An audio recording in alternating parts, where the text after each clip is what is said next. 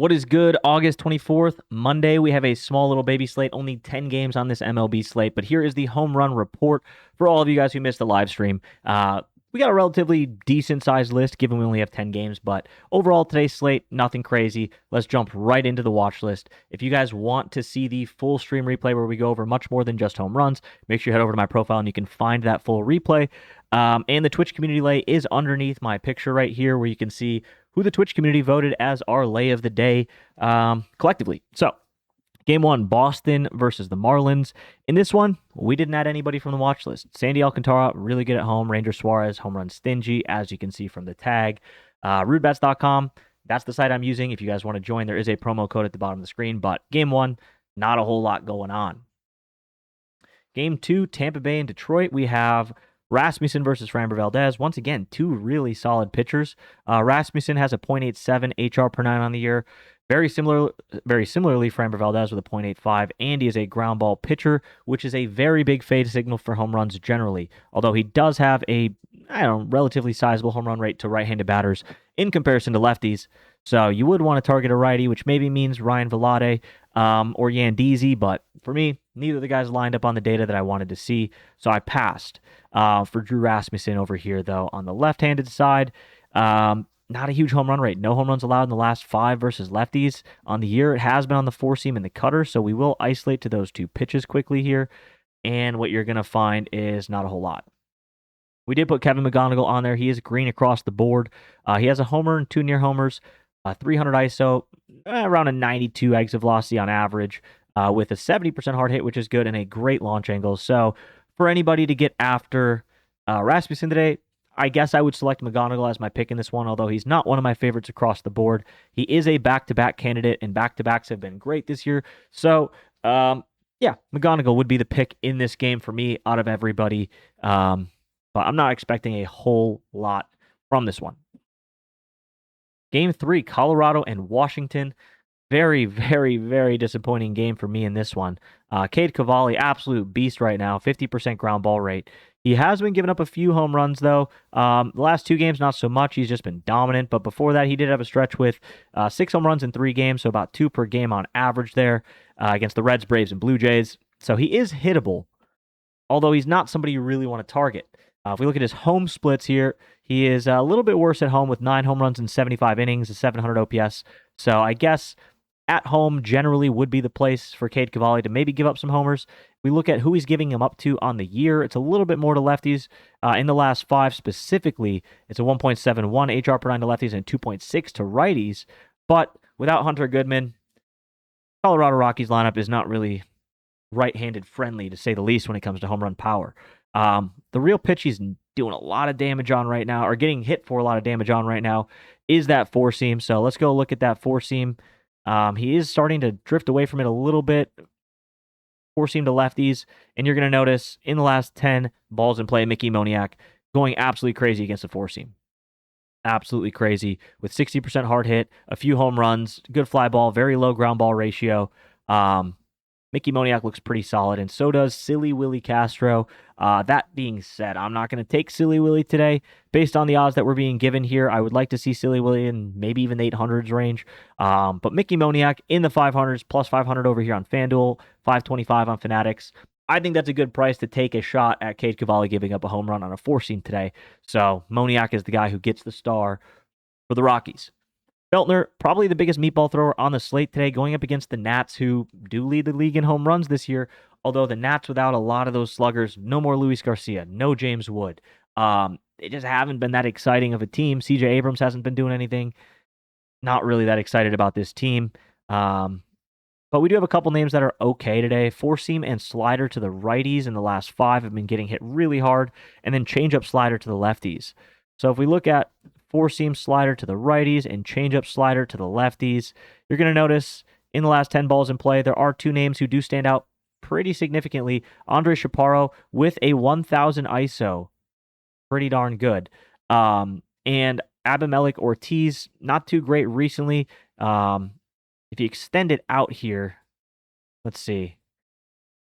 Yeah, not looking too great, honestly, for Ortiz. I do have him star because his home splits have been really good this year. Not a whole lot of data, but he is hitting 1,300 OPS at home with 3 home runs in his small sample size. But Chaparro, 1,000 OPS.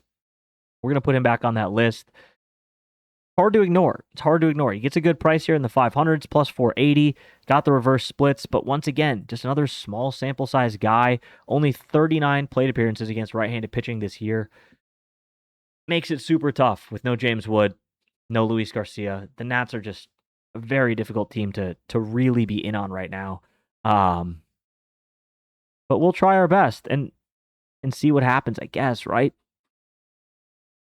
Very unfortunate because Feltner is one of the better matchups on this board today. Texas and Chicago. We do have somebody from our Twitch community lay on this game, and that is Munetaka Murakami, once again making the list. For Texas, we have Jose Urquidy, another small sample size guy. Only 16 innings pitched on the year. Versus righties, he has been getting hit on a changeup.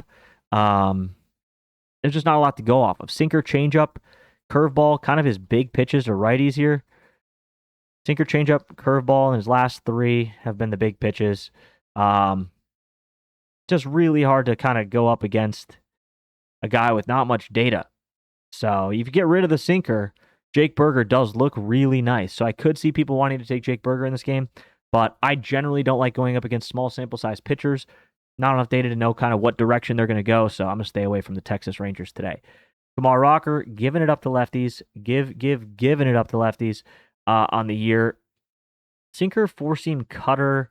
Slider, 4-seam sinker recently is his top 3. Slider, cutter. He's getting rid of that cutter a lot. You're really looking at slider, sinker, and 4-seam as his main pitches to lefties. Leaves you with a couple options here. Murakami, obviously, he's really, really good against a 4-seam. He's not so bad against a sinker, and he's actually pretty solid against a slider. So all 3 pitches he can hit very well. Ideally, you get a nice, juicy 4-seam for him. But down here also on this pitch mix, a guy who's actually red hot, the Savannah Banana, Tristan Peters. 700 ISO. Green across the board, 2 home runs. And Mr. Peters is a red hot bat, hitting 2 home runs in a row on the 22nd and 23rd. So this would be his 3rd game in a row with a home run. So if you are into hot bats, you're not going to find much hotter than this right now. So Tristan Peters would be more of a long shot play here, but they're laying him over at plus 1,000. So not a bad leg for a hot bat at plus 1,000 as your kind of long shot option in this game. Moving on, we go over to Cleveland and Los Angeles. Second here, let me plug my fan in. There we go. It gets hot in this room. The fan just died. Cleveland versus the Angels. Parker Messick, George Clausen. Clausen's a ground ball pitcher, and Parker Messick is pretty nice. We have one guy starting this game, and it is Zach Neto, who is another red-hot bat. Zach Neto going up against Parker Messick here. What we are looking at in this one is not a whole lot of pitches that are vulnerable, but it would be kind of that 4-seam. It would be that 4-seam, maybe a little bit of sinker. He does throw 4-seam changeup heavily. You're not going to see too much other than 4-seam and changeup from him. If we look at Zach Neto on those 2 pitches, he has a 700 ISO with a homer, a near homer. 80% of the balls are in the air and a good launch angle. Zach Neto, red hot bat, somebody that I'm willing to take a shot on here today in this matchup. He is 2 for 2 with a home run against Parker Messick in the last 3 seasons, and he has 2 home runs in his last 4 games. So, as well as a ton of hits. So Zach Neto, really hot bat, decent option for this one in a game where there's actually a pretty good pitching matchup. Moving on, Philly and Seattle. We've got Zach Wheeler, Logan Gilbert, another really good pitching matchup here. Not a whole lot coming on this one. We do have Bryce Harper as our only player that has been selected. Schwarber is playable on a 4-seam and slider. I mean, that's what we're really looking at here is 4-seam sliders. Schwarber is playable. His odds just don't really make a ton of sense for me to take him in the low 200s. But Bryce Harper chilling in the 460 to 573 range. Really good odds for a guy who can smash a 4-seam and a slider, and he's 3 for 5 versus Logan Gilbert. No homers, but pretty good average. He sees the ball decently well. I like his chances to go deep here today. We did look at some of the righties. The only problem is the 4-seam is the only pitch that's getting hit by righties. So Trey Turner would be a decent option for that. He does throw a slider and splitter who Alec Boehm crushes, but kind of combination-wise, 4-seam Alec Boehm is just so tough on that I can't really justify it for myself. But you could go Boehm or Turner if you want to go a righty. And then going down here against Zach Wheeler, we only have one guy starred, and it is probably the hottest bat in baseball right now, and that's Randy Arozarena. 2 homers on the 22nd, 1 homer on the 23rd, so 3 homers in his last 2 games. What I really liked about Randy is they're laying him at plus 944 over on Kalshi. If you haven't signed up for Kalshi yet, you can use code RUDE to get a free $10. But that's an insane line for a guy that's as hot as he is. I still am struggling to figure out how that's the case, especially against right-handed pitching where he hits for an 831 OPS with 14 homers on the year. That's just a tough one for me to really justify. If we look at the the pitches against him, top 3 pitches he's going to see tonight. He has a 400 ISO with a homer, 60% air rate, decent launch angle, good blast. Once again, this is mainly just an odds play. Mainly an odds play for Rosarena. He isn't jumping off the page data-wise. He looks good. He's not jumping off the page. But at almost plus 1,000 for a guy like Randy Rosarena, I feel like it's worth taking a shot on. Pittsburgh, San Diego. Ashcraft versus Robbie Ray. Robbie Ray really gives up a ton of homers to righties, but the Pirates don't have any good right-handed hitting right now. So I'm fading the Pirates, unfortunately. Esmeralyn Valdez would have been a great option to take, but he has been so ice cold that I don't feel like really taking that risk to try to time up when he's going to turn it around. Rafael Flores, he's okay. He's just a really small sample size guy. He would be the only other righty here that I'd even want to look at. Ultimately, very bad launch angle. Not interested. Ashcraft is giving it up to lefties on 4-seam and mainly it's 4-seam slider. So if we look at the 4-seam slider here for the lefties here, Jackson Merrill jumps off the page with a 600 ISO, green across the board, really good average exit velocity, 2 home runs, 2 near homers, hot bat, had a homer. This would be his 3rd game in a row as well with a homer, red hot bat, looks good against the mix. So Jackson Merrill makes the page. Tatis is not a bad option. Ashcraft is just much more vulnerable to lefties. With Tatis, another red hot bat that I think you could get away with today. Minnesota versus the Athletics here. We do have another player from the Twitch community lay here in Zach Geloff. We only have one guy that we liked on the Twins, and it's actually a lefty-on-lefty matchup on a slider sweeper. And that is Cody Clemens with an 800 ISO, green across the board, except the fly ball is a little low at 30%, but 2 homers and a near homer. He does pretty well lefty-on-lefty against this mix. So, and the one thing we really like about this is his lefty-on-lefty has a lot of pull. So, very good sign there. If he does hit with power against lefties, it's a pull. So, that's what you kind of want when you're looking at lefty-on-lefty. He's 1 for 1 with an extra base hit. I think he's in a good spot today to take him deep. And once again, pretty good odds. You're getting him in the 400s. That's all you can really ask for. And Jeffrey Springs is a meatball thrower, but he's the guy that we isolated this slate down to for the Twins. Everybody else kind of comes across as mid at best in the last 10. So Cody Clemens would be the guy here for me. Going over to Zebby Matthews. Zebby Matthews is giving it up to lefties mainly. Changeup, curveball, slider have been getting hit pretty hard. We're going to go look down here. Actually, sorry. We like the righties in this one. So on the year, 2.01 HR per 9, 2 righties on a 4-seam and slider. 600 ISO, 89 average exit velocity. Is a little low, but it's fine. Great launch angle, great air percentage, 2 homers and near homer. Pretty hard to pass up. Pretty darn hard to pass up on Zach Geloff. There was another option on a guy who might play in that game that looked pretty decent, and that's Max P. Muncy. But I liked Geloff too much to take another guy in that game. Then our third and final leg from the Twitch community leg is in this one as well. We have the Cubs going up against Meatball Merrill. Meatball Merrill with a 1.81 HR per 9 on a 4-seam changeup. Changeup 4-seam to the lefties, and then on the righties is also changeup 4-seam. You're looking at changeup 4-seam to both.